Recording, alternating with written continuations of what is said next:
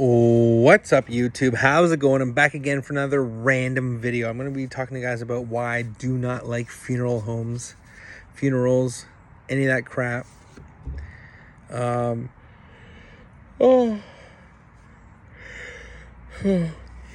my Nana playing a prank on me. So I'm sure a lot of you guys don't like funeral homes, but I'm going to tell you guys why I don't like funeral homes. So the big uproar with me is that in the last 7 years, a lot of my family has been dying off, and they seem to choose the same funeral home over and over and over again. So, every time you go to the same funeral home, because it's a small town, you get that same nostalgia of, I'm going to bawl my eyes out and cry like a little baby. And every time someone dies off, you're sitting in there looking around going, who's the next one to go? It just never fucking ends. And I have this thing where, I don't know if I don't breathe through my nose or something like that. I just breathe out my mouth and talk. I yawn. Hence why I'm yawning. So I think, because my Nana was a jokester, my Nana passed at 72. God bless her heart. I missed the shit out of her. Yeah, it just sucks. I gotta watch what I say on here, but because when you put it on the internet, it's forever.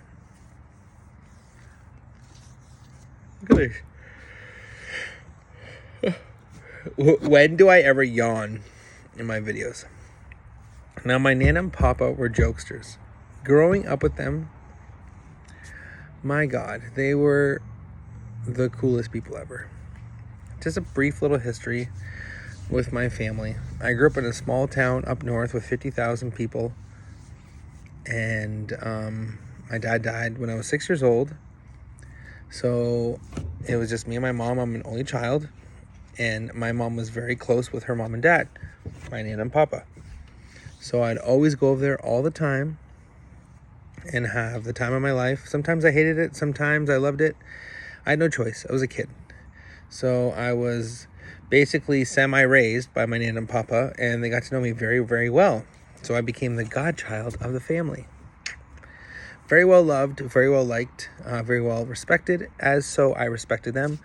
My Nana called me Boo because when I was growing up in her house, you go down the hallway and turn right to the bathroom. She would hide right there. You come in the bathroom, she would scare the shit out of me, and I would jump. I still to this day get scared easy, and I have noise canceling AirPods when I work. It's the worst. If someone tries to come up to me or walk by me, I'm like, ow! So, I remember lots of good times with my Nana and Papa. I don't want to be sad with this video. This is a dedication. I've spent many, many, many hours in good quality time with my family. I love them to death. I will always love my family. I respect the shit out of my close family. They gave me the world, and I owe them nothing but the best. It just saddens me to know that my Nana died at 72 due to complications with the surgery. But I won't get into that stuff. It's just very unfortunate. It sucks. You always hope for the best. I wake up every single day being positive, and I like to be a happy-go-lucky person. And, sometimes happy doesn't work, and evil shits on your parade. So here I am in this day and age, having to go to a funeral. And to get back to my story, like I said, why I don't like going to funerals is, my family seems to pick the same old funeral home, and it seems to be the same old people coming out. My outside family is pretty cool. They're pretty chill. They're not really my immediate family. Cheers, Nana. They're not my immediate family, so, we get lost in translation a lot of the times, and they miss out on a lot of things, but that's not my fault. And, you gotta love them, right? They're your family. But my Nana remembered those that spent time with her, loved her. I talked to her back in March. I lived down south, so every time I made the 6-7 hour drive, I would always go and see her. My mom would always say, go see your Nana, go see your Papa. You never know when it's your last time. And you know what?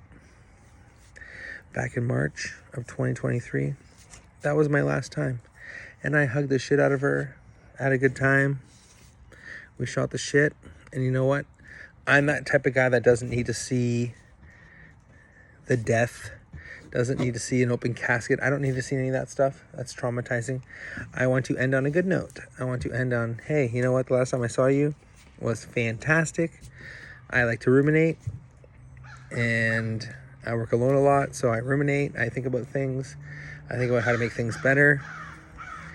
You know, we're striving as human beings, right? We always want to do better with ourselves, so I was thinking about a lot of positive stuff, and, you know, in that state of glory, I did not want to see that stuff. That's too negative for me, and, you know, I look forward to the funeral as, you know, a way to celebrate someone's life and, you know, talk about the good and the bad.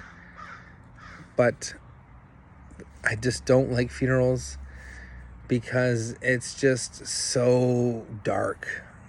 You know, if it was up to me, I would have it outside in a nice backyard like I'm in right now. You know, a nice backyard. The sun is shining. It's positive moments that a lot of people seem to forget. It's always the negative stuff that sticks in our brains because our brains are traumatized by negative thoughts. But if you always have good thoughts, it's like another day. So funerals always stick in my mind. They never go away. They always make me sad. I don't like to get like that. I like to stay positive. So, you know, seeing other people cry always gets to me, and, you know, having to bring my kids around that stuff, and, you know, it's the circle of life. Like, what can you do, right? It's going to happen. But I have the utmost respect for my Nana and Papa. It just sucks that it had to end so sudden at 72. What can you do? I'm not God, right? I am not in charge of life. And for a lot of younger people, all I have to say is, when I was in your shoes, like when you're young, you don't think about death. You're like, oh yeah, you know, they're going to be around forever. I remember bragging to people at my school. 20 years ago, I was in grade 9 this year. God, I'm old. And people are going to funerals about their grandparents and stuff. And I was like, oh, I still have my grandparents. I still have my aunts and uncles. That's no big deal. You don't think about it. That's your life, you know. Guess what? I have no more grandparents, and I'm 34 years old. I'm losing my aunts and uncles. So that wasn't that long ago. 20 years, 18 years. Doesn't seem like a whole lot long ago. When you live in Groundhog Day and doing the same crap every single day of your life, it goes by so fast. And that's why you need to stop, enjoy the moments. Call in at work. You know, you got something else going on, call in. Do something else with your time. It is literally the same thing every single day for a lot of people. So these are moments. A bereavement, you know, I'm taking that time off. I'm going to go spend it with my family. Don't miss out on stuff like that. It's not worth it. A job will always be there. You know, your mortgage will always be there. Your friends, the ones you love. You know, it just sucks going to funerals and seeing people crying, and, you know, and seeing people cry that you've never seen cry. That's what always gets me. You're like, whoa. Like, my uncle looks like the Undertaker. Growing up, he would like manhandle me, pick me up, tell me to smarten up, grow the hell up, blah blah. And then watching him bawl his eyes out when my papa died, his dad, I lost it. I couldn't handle it. My whole life seeing my family like that. And you know what? I bet you most people watching this video have been to a funeral. And no one has anything good to say about it. But you know what? You're celebrating the life of that person. Just like how you celebrate a birthday. You're celebrating the life of that person, believe it or not. And you know what I always thought? Why don't we celebrate the life of that person while they're still alive, not when they're dead? Wouldn't that make a whole lot more sense? It wouldn't be as sad. Let those people know who showed up for them. Oh, I don't want to come out of town. She's not dead yet. Do you think they realize that when they're dead? They're dead. They probably don't know. If there is a heaven up above, they will see. But if there's not, they don't know. So why not have a funeral for them while they're still alive? I never understood that. It's very unfortunate that death takes us all, but it's the recycling of life. It is what it is. It's going to happen to you. It's going to happen to me. It's going to happen to every single one of us. And I truly hope that I die before my children. And just like everyone watching this video, that they die before their children. Because they don't want to have to bury their children. It's awful. And to say that, oh, well, old people just die or whatever. It's like when your grandparents go, they're the glue of the family. That's it. It's almost inevitable that the whole family's going to fall apart.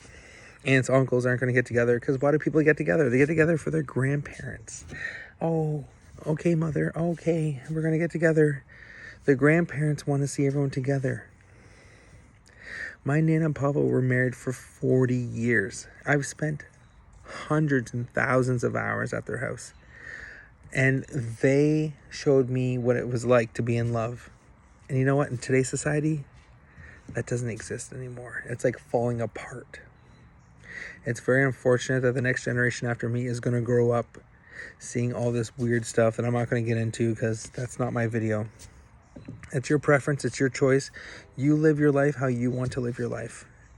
But I was raised on morals, standards, and I've seen two normal human beings love each other, male and female, show respect to each other, and that is what I show my children. And I hope to God that they grow up to love and respect everybody, no matter what, because generations are changing, and that's just the way life is.